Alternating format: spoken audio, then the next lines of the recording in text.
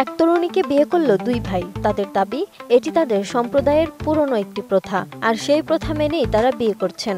ঘটনাটি ভারতের হিমাচল প্রদেশের শিরমৌর জেলার শিলাই গ্রামের ঘটনা। গত 12 জুলাই কয়েকশো গ্রামবাসীর উপস্থিতিতে সামাজিক অনুষ্ঠান করে ওই তিনজন বিবাহ বন্ধনে আবদ্ধ হন।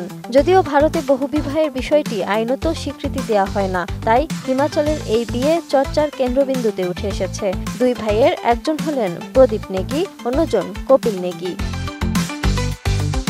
ভারতীয় সংবাদ মাধ্যমগুলো বলছে, গত 12 জুলাই আপন দুই ভাইয়ের বিয়ে হয় কুনহাট গ্রামের তরুণী সুনিতা চৌহানের সঙ্গে। বিয়ের আয়োজন করা হয়েছিল ট্রান্সগিরি এলাকায়। সেখানে কয়েকশো গ্রামবাসীর উপস্থিতিতে সুনিতার সঙ্গে বিবাহ বন্ধনে আবদ্ধ হন প্রদীপ এবং কপিল।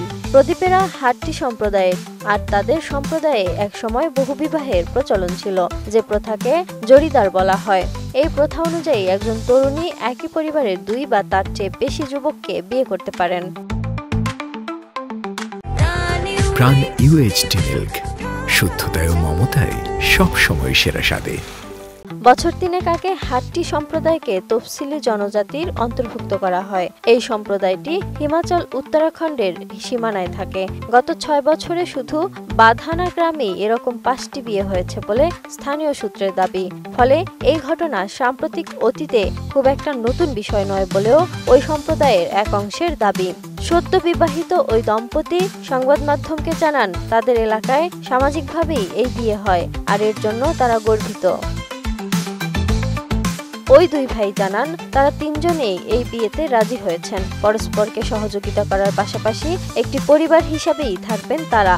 এই বিয়ে নিয়ে নববধূ সুনিতা বলেন, অনেকেই হয়তো মনে করতে পারেন যে চাপের কাছে নতি স্বীকার করেছি।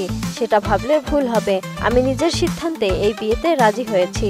আমাদের তিনজনের মধ্যে যে বন্ধন, সেটিকে সম্মান জানিয়ে এই সম্পর্ক এগিয়ে নিয়ে যেতে আগ্রহী আমরা। প্রদীপ সরকারি চাকরি করেন, আর কপিল বিদেশে কর্মরত। হাট্টি সম্প্রদায়ের এই বিয়েকে বলা হয় জাজরা। রীতি অনুযায়ী কনে যান বরের বাড়িতে, তারপর সেখানেই বিয়ে হয়। Desk report, 18 news.